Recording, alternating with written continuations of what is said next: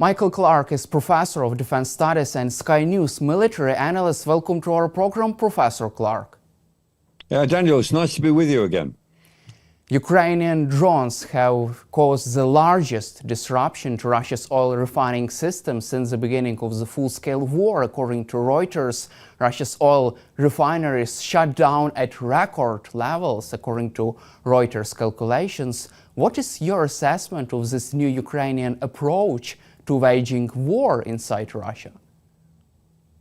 Well, it's certainly working in its own terms. By some estimates, about 11% of Russia's refining capacity has been affected. By other estimates, United States estimates say up to 20%. So it's something significant. And clearly what the government in Kiev is trying to do is not to affect the supply of oil outside Russia, because that's a different question, and that would be have a direct impact on global prices of oil, which would be a problem for the United States, amongst others. So Ukraine is very careful not to do that. And if the price of oil increases because of the war, it won't be because of what Ukraine is doing. That's the message. But it's possible for Ukraine to affect the price of oil internally in Russia, of the price of refined products and petrol. So the wholesale price of petroleum has increased 55% since the beginning of this year. Now, the retail price in Russia has only increased by about 10% because the government is actually subsidizing the price of petrol because of the rise in the wholesale price. But sooner or later, that increase in the wholesale price, which will probably go on increasing, that increase will filter through to the real economy. So Ukraine has found a lever here to affect the Russian economy and hurt the Kremlin and worry the Kremlin in a way that is not directly related to the battlefront, but which affects the ability of Russia to carry on as normal. And it gets through to the individuals in Russia, it gets through to the citizenship in Russia, that this war is not without consequences. So they already know that their airports are disrupted on a regular basis, that their internal transport system is inconvenienced on a regular basis because of Ukrainian attacks. And as the price of petrol rises domestically, that will make the point again in the autumn of this year and the spring of next year. So in that respect, it's a successful campaign, which is carried out entirely, as far as we know, with Ukraine's own weapons, not using any Western weapons, which would be politically difficult, but with Ukraine's own weapons and its drones, it's been very effective. You just mentioned about weapons. What kind of weapons do Ukrainians use to attack Russia's oil refining capacity? And could also Ukraine's new-made Flamingo missile also participate in such strikes sometime in the future? Yes, the FP drones, the first-person drones, the FP1 is a very capable drone, which is mainly a battlefield drone, but longer-range drones and some improvisations of some of the old Tupolev missiles, which were actually reconnaissance missiles originally in the old Soviet stocks. The Ukrainian army has been able to repurpose them and put warheads onto them. Now, the Flamingo that you mentioned, that's the FP5. The Flamingo is a completely homegrown version of a powerful drone. It's got a long range, about 1,800 kilometers. It can carry a heavy warhead. And the thing is that our understanding is this is being produced at a rate of about 30 a month at the moment, but that rate will increase to 200 a month, it is believed, by the end of this year. And then next year, I would expect that rate to double or treble if the authorities in the Ministry of Defense and the procurement executive are able to source enough components, and they will have to disperse the production of the Flamingo in order to guard it from Russian attacks. But I think the advent of the Flamingo drone in particular lessens Ukraine's dependence on United States systems or European systems like Storm Shadow and Scalp, which still require United States approval for the targeting. So it gives Ukraine some real independence. And I think that if we're still talking about attacks on refineries in the spring of next year, I think that Ukraine will have a very capable series of drones around the Flamingo and other variations on that, which could actually maintain a very consistent tempo of operations against not just Russian petroleum and refining oil products, but other infrastructure targets if Ukraine chooses them carefully. Could this force Vladimir Putin to seek any kind of compromise over Ukraine? I doubt that this on its own is going to push Putin into a peace deal or a mood of compromise. But it increases the pressures on the Russian economy, and it increases the pressures on those around Putin, particularly the oligarchs, who must be able to see that this war is not good for them. It's not good for the long-term benefit of Russia. Ultimately, I have to say, the only thing now which will force Putin into being keen on a ceasefire or the idea of making genuine concessions, the only thing will be to lose territory on the battlefield. If he feels that his forces are being pushed back, then he will be much more keen on a ceasefire. But so far, his attitude has been whatever it takes in terms of human life and misery for the citizens of Russia, damage to the Russian economy. He's prepared to take all of that in order to keep pushing forward on the battlefield. So only when he loses ground on the battlefield will that change. But that's not to say that increasing the pressure on the Russian economy is not a good pressure for Ukraine to exert, because it affects the people around Putin, if not him directly himself. Also, in one of your interviews at Sky News, you said that Russian army, you can't imagine that Russian army would be able to go into 2026. How much time do they still have for this war effort? Well, I mean, the Russian army can keep on fighting, but it will get much harder for them into 2026 because the increase in war production in Russia has reached something of a plateau. They can keep increasing numbers, and they may get more help from North Korea and more help from China. That's entirely possible, and they're already getting quite a lot of help from Iran. So the Russians may find ways of maintaining the flow of weapons to the front line and their own weapon stocks and their own ability to create more weapons. But I don't think they'll be able to maintain this tempo of operations, this very high tempo that we've seen throughout 2025, through the winter and into the spring and summer of 2026. I mean, I think the Russians will try to mount an offensive sometime, probably not this year, but sometime early next year. But it would be surprising to me if such an offensive were very powerful, because they're pushing most of their available forces onto the front line immediately. I mean, we're not seeing any evidence of Russian forces being taken away from the front line for 6 or 8 months to train in a more efficient way of fighting the war. If they were back in Russia training, there'd be more expectation of a powerful offensive. But I think there'll be offensive operations, but probably more of the same.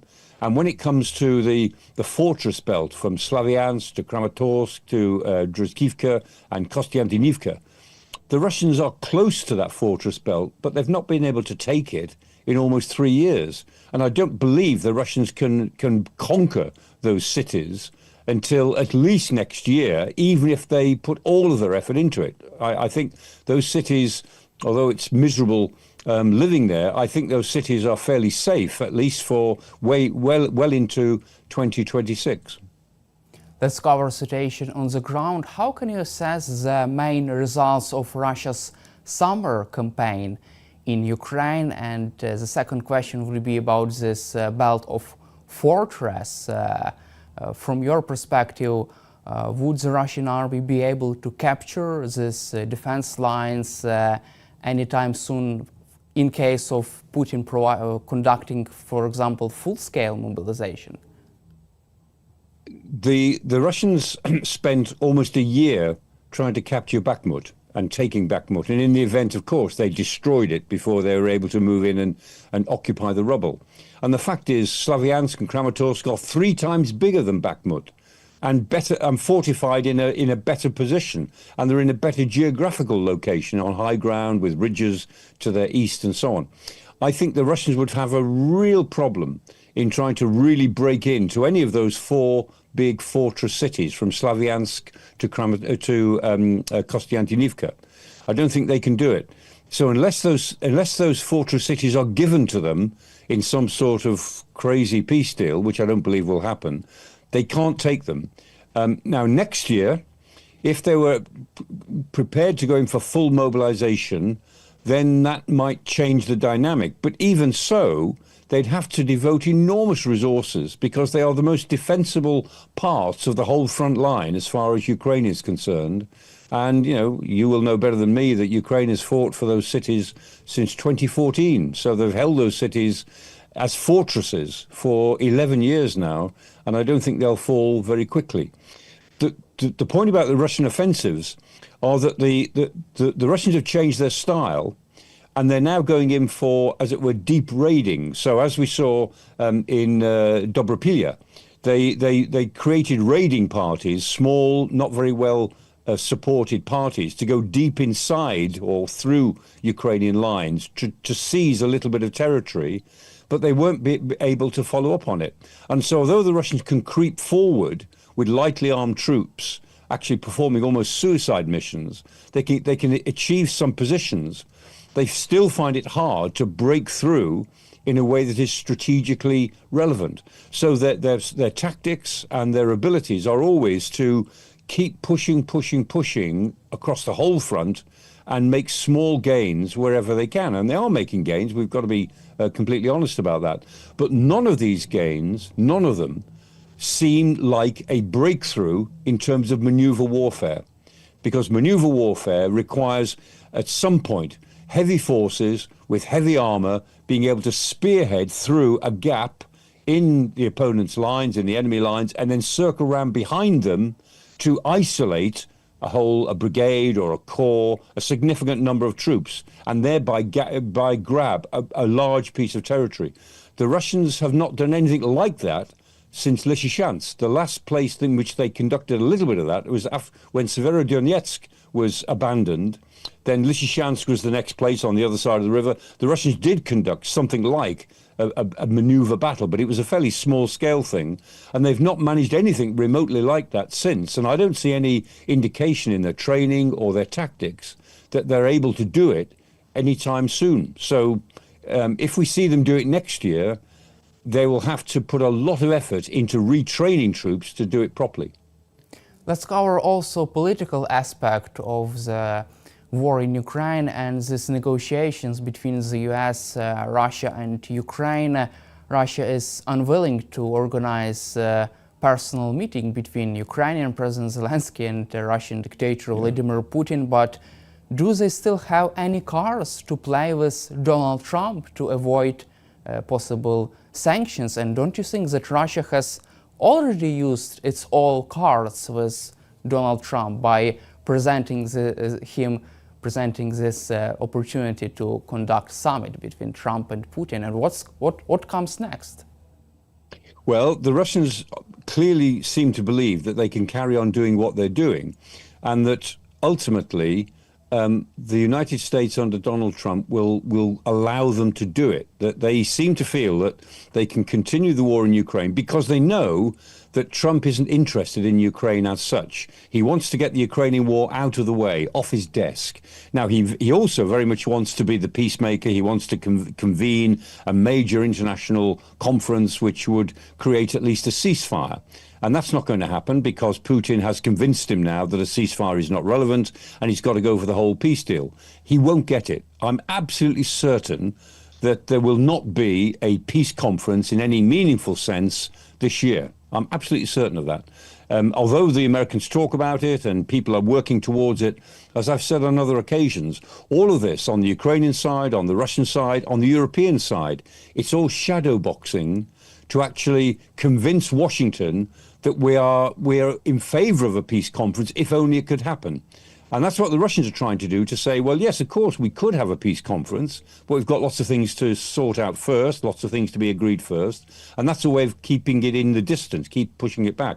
Whereas President Zelensky said in March he would agree to a 30-day ceasefire. President Zelensky has said repeatedly, I will meet President Putin. He said repeatedly that we can talk about a peace deal. We can talk about some of the things that would have to be discussed if Russia is prepared to come into the room with us.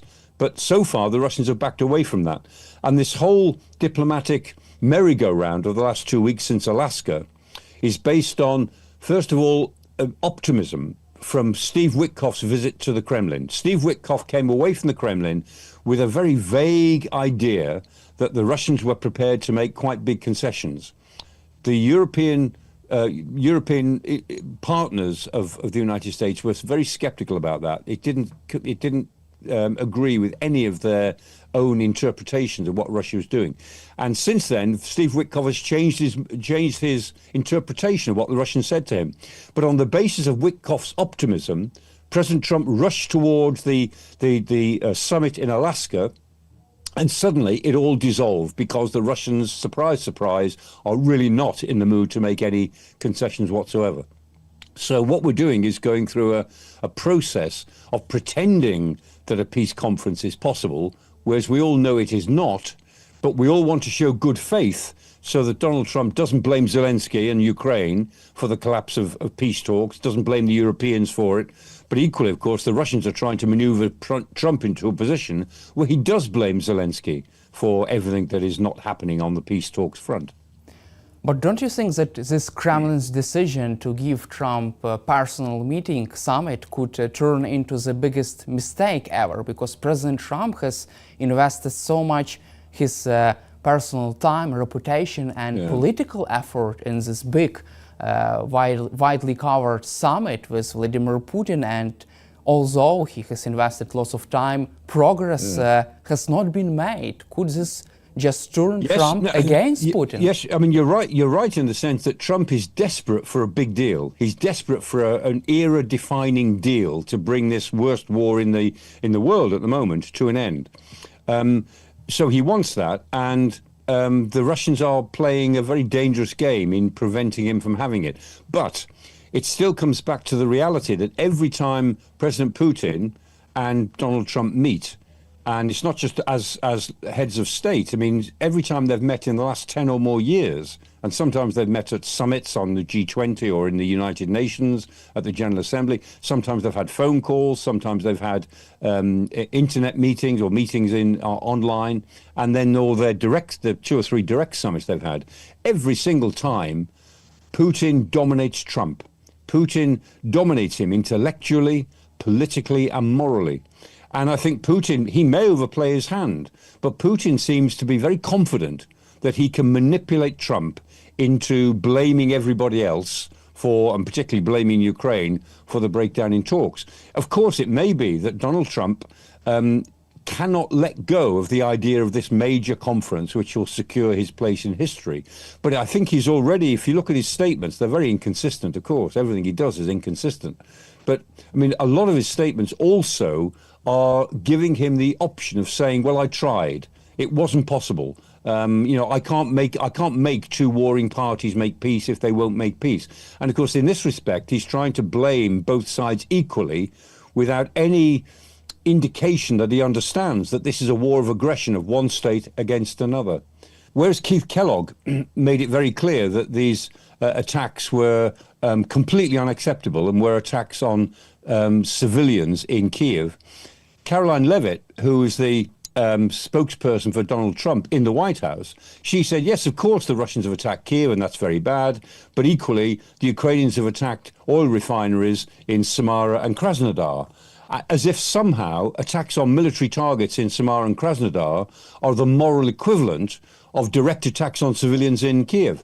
And that indicates, of course, that the White House is preparing for at least one line of argument which says 2 sides equally to blame, won't stop fighting, so there's nothing I can do. And I think that is probably where Donald Trump is going to finish up in this conflict. I think that he is zigzagging his way out of any involvement in this war.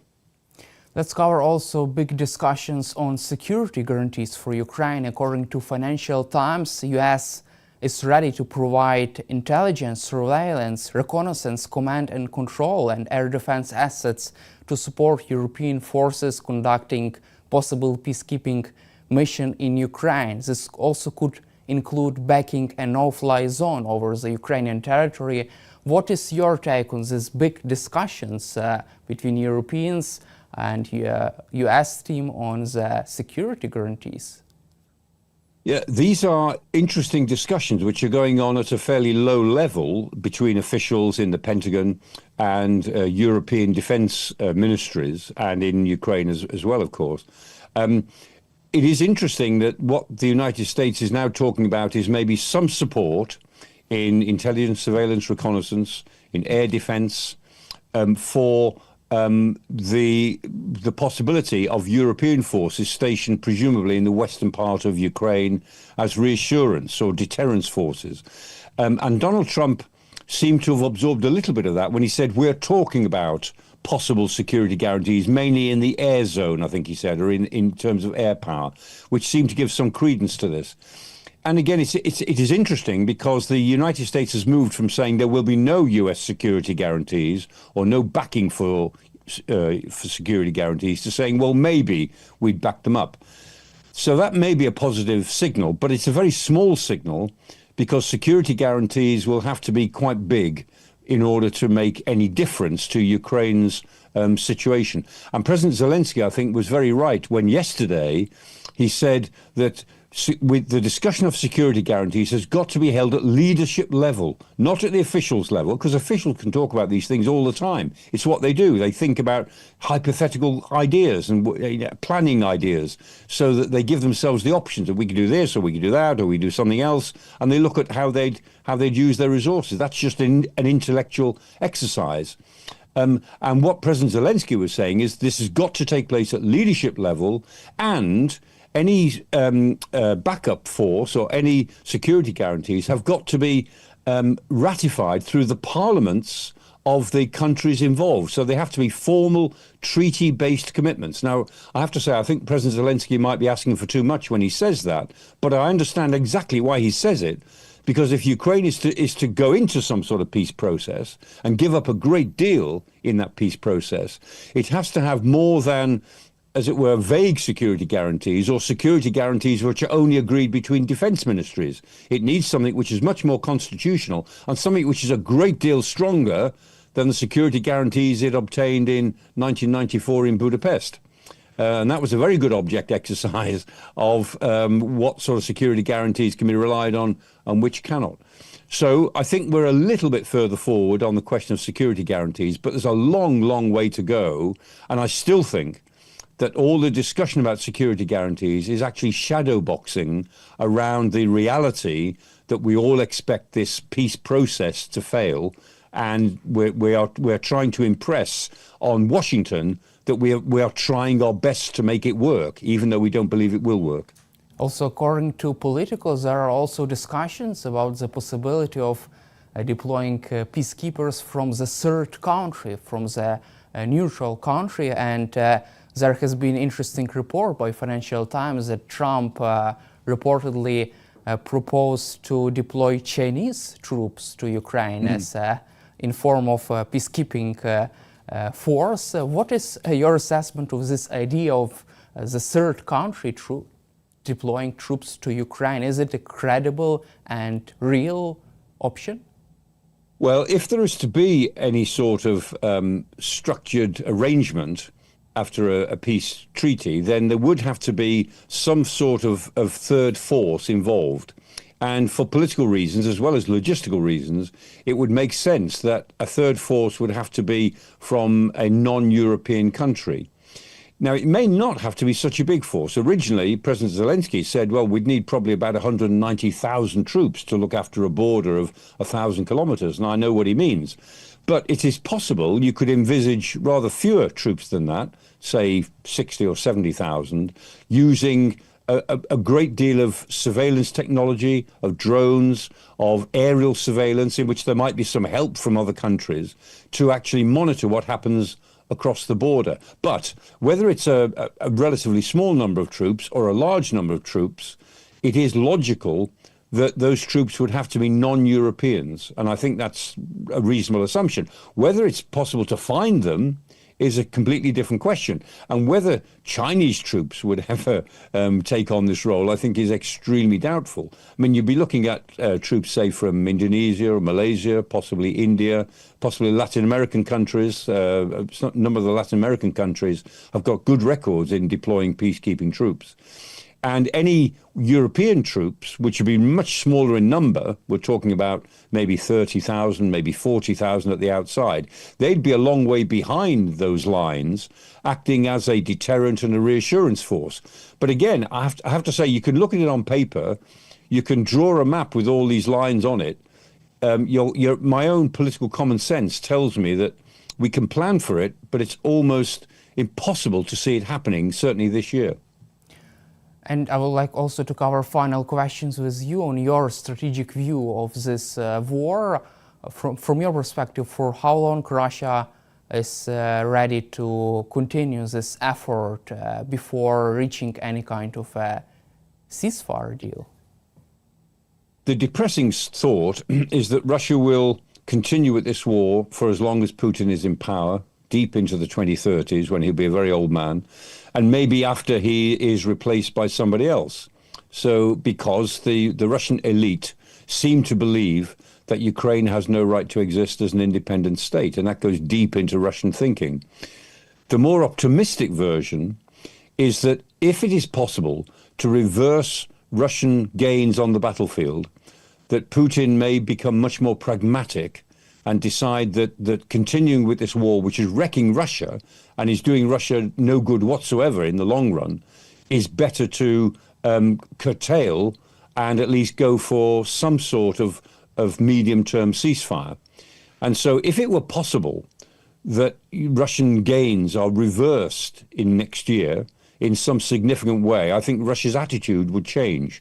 But it would still leave the basic problem that Ukraine is condemned to live for a long time with a potentially hostile neighbor much bigger than itself. And so Ukraine, I'm afraid, will have to be a heavily armed state, far into the future, and it will always feel relatively insecure. But if it is able to maintain some form of modus operandi, of some sort of stable ceasefire for a long enough period, for 10 years, for 15 years, then its own development as a sophisticated, democratic, prosperous state will make it all the more secure going into the later part of this century. So in the longer term, I think there is a lot that Ukraine can hope for. But in the short term, it has got to deal with Putin, who is determined to do whatever it takes to conquer Ukraine. And that will only be changed when his forces are somehow pushed back in significant numbers, in significant territories, preferably at least back to where they started from in 2022, and ideally, of course, further than that. And my final question for you, don't you think that prospect of terrible situation with the economy and the prospect of possible another US tariffs against China, India could force Putin to change his thinking and reach at least some kind of temporary ceasefire? If the United States was prepared to take strong sanctions against China and India and other countries like Turkey who deal in Russian oil, then it undoubtedly would make the Russian elite, not Putin, but it would make the Russian elite think again. But the chances of President Trump doing that are very small indeed, because he's got a bigger game he's playing with China, and he's very, very reluctant to introduce these tariffs that he's talked about. I mean, the congressional proposal was for tariffs of 500%. Secondary tariffs of 500%. President Trump then said, I'll introduce tariffs of 100%, he said, after 50 days. In the event, he introduced tariffs of 25% on one country rather than 100% on 3 or 4 or 5 different countries. And in that respect, he's not going to operate against China. Again, I go back to what I said before. The best thing that America can do to help Ukraine is to give it or sell it all of the weapons that it needs, because only victory on the battlefield will change Putin's mind as to when he has to become more pragmatic as opposed to obsessed, as he presently is, with the conquest of Ukraine. Thank you, Professor Clarke, for your time and for your support for Ukraine, and glory to Ukraine.